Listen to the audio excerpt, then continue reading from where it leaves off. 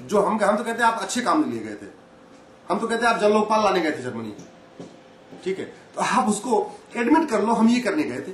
अच्छा, मैं आपसे पूछता हूँ आप क्या करने गई थी, आप बताओ मेरे क्या करने गई थी, आप बता सकते हो। पर दूसरी ओर सुनने में आता है कि संदीप दीक्षित ने इनको काफी फंडिंग की। हाँ नहीं, अब बताता हूँ। IAC के दौरान उस समय तक संदीप दीक्षित पिक्चर में नहीं थे। जब शीला को हटाने की कोशिश हुई और वो वाला ग्रुप फेल हो गया, राम बाबू शर्मा वाला ग्रुप, अजय माकन वाला, और जब संदीप दीक्षित को समझ में आई इसका असली सूत्रधार राम बाबू शर्मा नहीं, इसका जो पूरा मसाला दिया वो अरविंद केजरीवाल ने दिया है, तो संदीप दीक्षित ने अरविंद केजरीवाल को पटा लिया। तो उस समय अरविंद केजरीवाल की और संदीप दीक्षित की दोस्ती हो गई। किस साल की बात है? ये बात 2006 की है।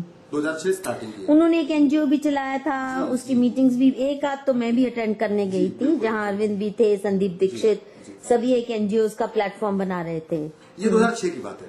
उसके पहले वो जर्मनी का विजिट हो चुका था। जब ये भाई उन्होंने देखा कि ये तो बड़ा बढ़िया आदमी है, तो उन्होंने अपना सेट कर लिया। फिर संदीप की अच्छी दोस्ती हो गई, वो वाला ग्रुप थोड़ा अलग हो गया।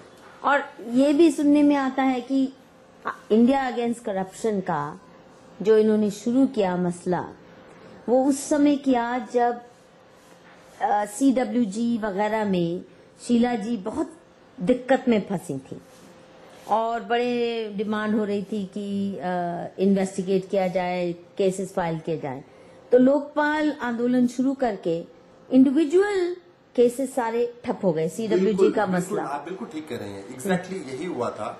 मैं तो कहता हूं कि अगर आप वास्तव में भ्रष्टाचार से लड़ने वाले हो, तो जब आपके पास 2005 में 400 करोड़ का पेपर आया, आप वास्तव में अगर ईमानदार हो तो आप उसको पुलिस को देते ना, कोर्ट में जाते, आप कोर्ट में जाते, आप मीडिया को देते, किसी को देते। आपने उसको चुपचाप अजय माकन, राम बाबू शर्मा को दे दिया NAC में जाने के लिए। आपने NAC डील करने के लिए आपने वो कर दिया। अच्छा, उसमें योगेंद्र यादव सक्सेस हो गया। योगेंद्र यादव कुछ समय NAC की एंट्री हो गई। दोनों की कोशिश कर रहे थे NAC में जाने के लिए। योगेंद्र यादव भी लॉबिंग कर रहे थे, अरविंद केजरीवाल भी कर रहे थे। पर योगेंद्र ने अरुणा रॉय के साथ बहुत पटाख रखा था। और इन्होंने जरा राइवलरी ज्यादा दूर तक ले गए अरुणा के साथ, तो शायद इसलिए दरकिनार हो गए। बिल्कुल ठीक बात है, ये हुआ था। तो भ्रष्टाचार, मैं रिसेंट आपको एग्जांपल देता हूं। आप जन लोकपाल करते रहते हो। मैं लॉयर हूं। भारतीय संविधान के रहते हुए बिना अमेंडमेंट किए जन लोकपाल नाम की चीज दिल्ली में आई नहीं सकती। वो जन लोकायुक्ता के नाम से ही रहेगा। जन लोकपाल आ ही नहीं सकता। अगर आपके अंदर ईमानदारी है तो आप उस जन लोकायुक्ता को क्लॉज अमेंड कर दो, जो कुछ करना चाहते सब कर देते। लेकिन आप नहीं है, आपकी नीयत खराब है। आपकी नीति नहीं, आपकी नीयत, इंटेंशन आपका ठीक नहीं। ये जो पुराने आप दस्तावेज लाए हैं कबीर के और इनके पहले के NGOs के, ये क्या घोटाला है, ये भी बताइए। एक NGO हमारा 3-4 NGO थे। परिवर्तन था, PCRF था, कबीर था। जैसे हमारा जो PCRF था उसमें तो फंडिंग जिंदल साहब के यहाँ से आती थी, जिंदल फाउंडेशन से। ये जो स्टील मैग्नेट है? हाँ, स्टील मैग्नेट। अच्छा, कांग्रेस। हमारे वॉलंटियर्स का पेमेंट आता था वहां से। अच्छा, कब से? ये 2006-7 से। तो तब से इनका रिश्ता इतना कांग्रेस? सीताराम जिंदल से हमारा बहुत पुराना रिश्ता है। अच्छा। अरविंद का बहुत अच्छा रिश्ता है। और इनके दूसरे के साथ रविंद्र जिंदल पूरे परिवार से ही है। अच्छा, पूरे परिवार से सब एक दूसरे को जानते हैं। कोई अच्छा, पहले से जानते हैं। हाँ। तो इसका प्रूफ है कि ये आपके वॉलंटियर्स की सैलरी आती थी? आती थी। उसका प्रूफ है। पहले चेक से आती थी, अब कैश आती है, लेकिन आती है। पहले कम वॉलंटियर थे, 20-25 थे, तो चेक से आती थी। अब बहुत ज्यादा है, तो 500-600 वॉलंटियर्स हो चुके हैं जो फुल टाइम पेड वॉलंटियर्स हैं। तो अब वो कैसा आता है। मैं ये बता रहा था आपको कबीर वाला। हाँ। तो जो कबीर का NGO, मनीष का एक्चुअली NGO कबीर है। कबीर का रजिस्ट्रेशन 2007 की नवंबर में हुआ, 12 नवंबर 2007 को हुआ। और फोर्ड फाउंडेशन की पहली 44 लाख रुपए की किस्त 2005 में आ गई। 34 लाख रुपए की किस्त 2006 में आ गई।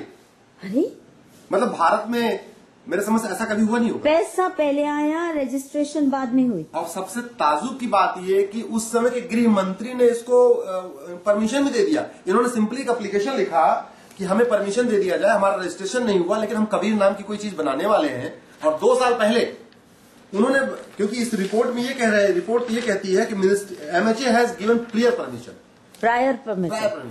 अरे भाई मिनिस्ट्री ऑफ, इसका मतलब होम मिनिस्टर उसमें अपना था इनका जो भी होम मिनिस्टर FCRA था इनके पास। हाँ, ये देखिए ना कबीर, और ये फॉरेन कंट्रीब्यूशन रिकॉर्ड है, दिखाइए। हाँ, ये कबीर जो संस्था है। हाँ। और ये आपको मैं दिखाता हूं कि 2006 में इसका रजिस्ट्रेशन हुआ, 12 नवंबर 2007 को इसका रजिस्ट्रेशन हुआ। और पहली जो किस्त आ गई वो 2005 में आ गई 43,48,000 रुपए की।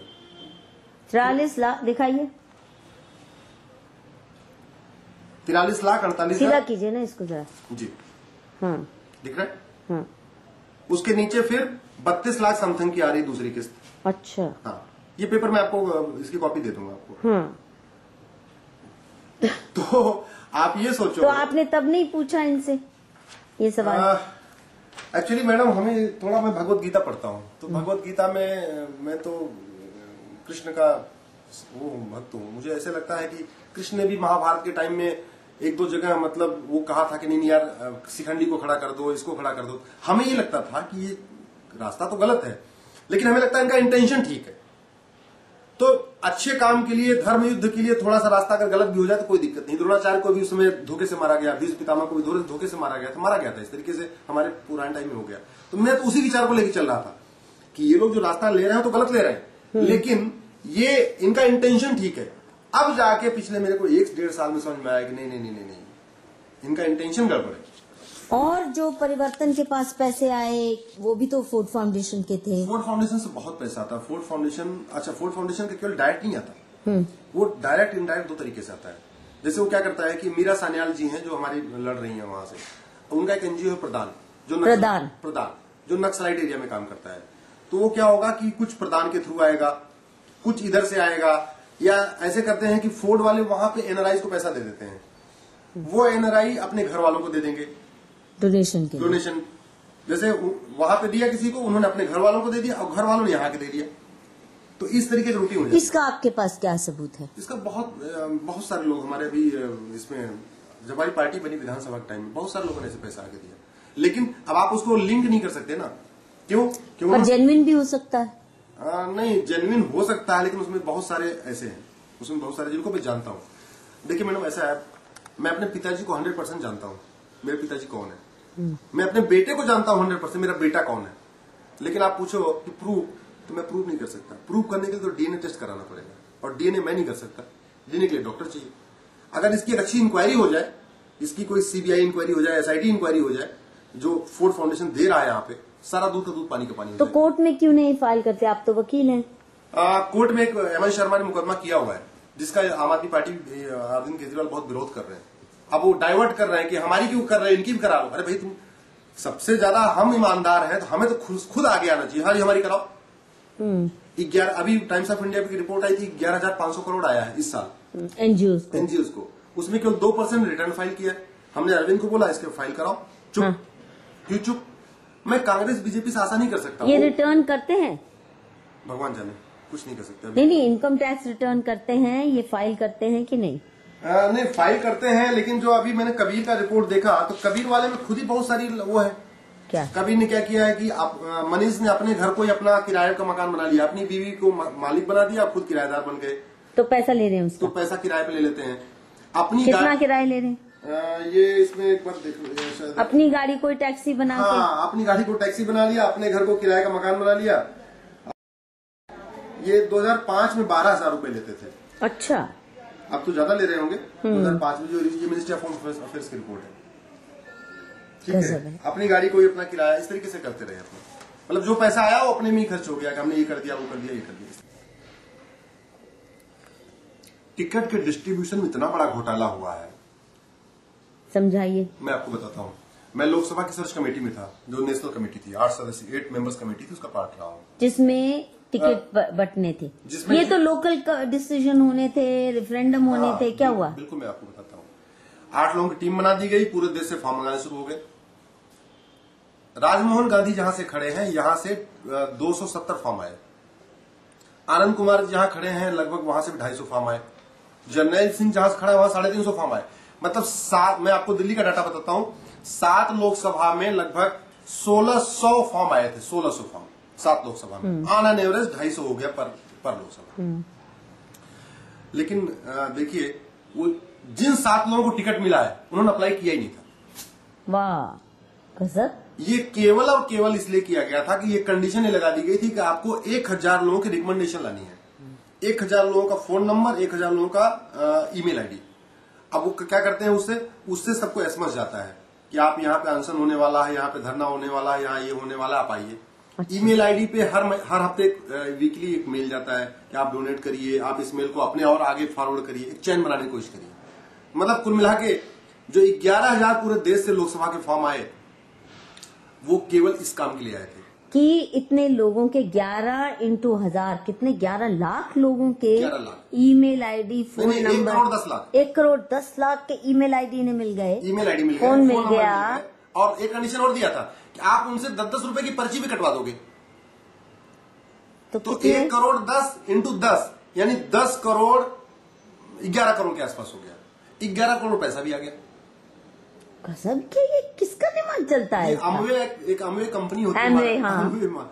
ये लगभग वो सिस्टम है, चैन सिस्टम है ये पूरा, कि आप अच्छा, दूसरा एक और तरीका कि आप जिससे पर्ची कटवाओ उसको आप एक टोपी भी दोगे। वो कितने की? वो टोपी 10 रुपए की, और वो टोपी मार्केट में 3 रुपए की आती है, हम चांदनी चौक से खरीदते हैं 3 रुपए की। तो मतलब 7 रुपए आप वो जो कैंडिडेट है वो भी अपना उसको सेट हो गया। This is a complete marketing style, ठीक है। और ये आ गए एप्लीकेशन और अपने आप अनाउंस कर दिए कैंडिडेट। मैंने बता रहा हूँ, शुरू के 150 कैंडिडेट्स तक तो मैं अंदर था, उसके बाद में थोड़ा मीडिया में बाहर आ गया।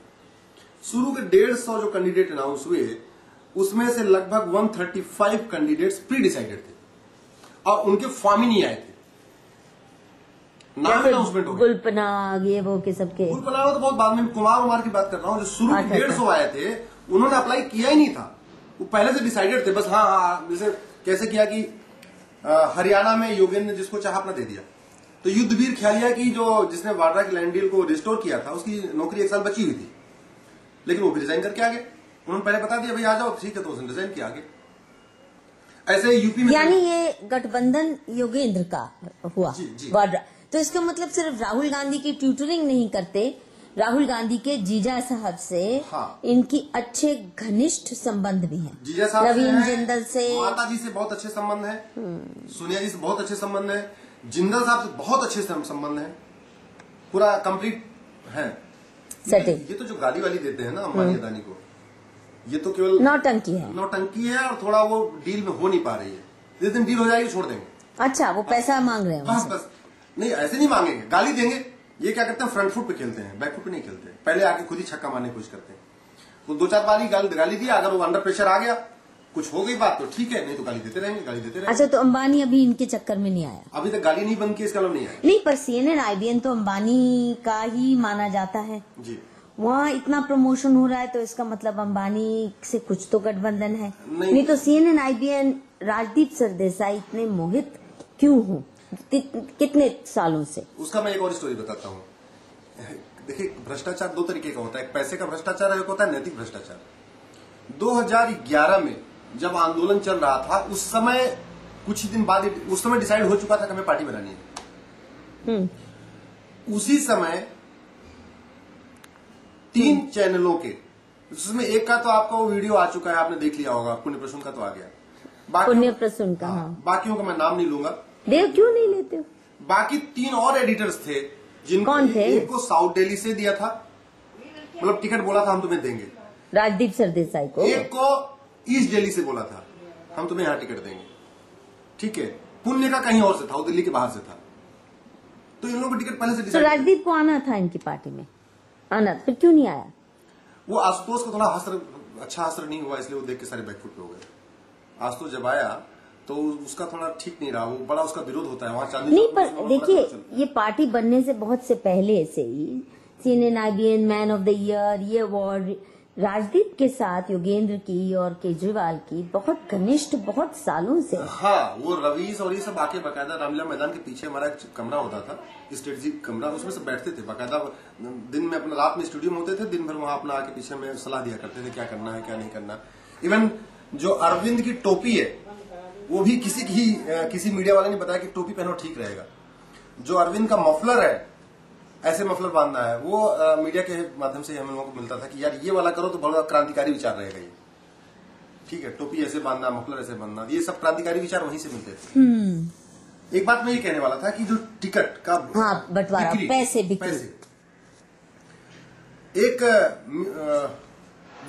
एक बंदा था राजेश कुमार, उससे संजय सिंह की सहयोगी अरुणा सिंह पैसे मांग रही थी। उस बातचीत में पता चला कि मछली शहर, मोहनलालगंज, क्या मछली शहर लोकसभा का नाम है, बता रहा हूँ, शहर मछली शहर, जौनपुर, मोहनलालगंज, मिश्रिख और सीतापुर, ये 5 सीटें उस कन्वर्सेशन में पता चलती हैं कि बिक चुकी हैं। कहाँ है वो वीडियो राजेश कुमार के पास है, वो मीडिया को दिया, मैं आपको दिलवा दूंगा। हाँ दिलवाइए, मैं चला दूँ। हाँ मैं दे दूंगा। और वो ऑडियो, सॉरी वीडियो कितने में बिकी है? नहीं, ऑडियो है वो। हाँ, कितने में बिकी है? आई थिंक 7-8 मिनट का है ना। कितना पैसा लिया? 25 लाख। सस्ते में बेच रहे हैं भाई, जहाँ पे कोई है नहीं। वो एक्चुअली वो 5 सीटें सुरक्षित सीट है, ऐसी सुरक्षित है। अच्छा, ऐसे सुरक्षित है, तो आप थोड़ा सा वो ऐसे ही।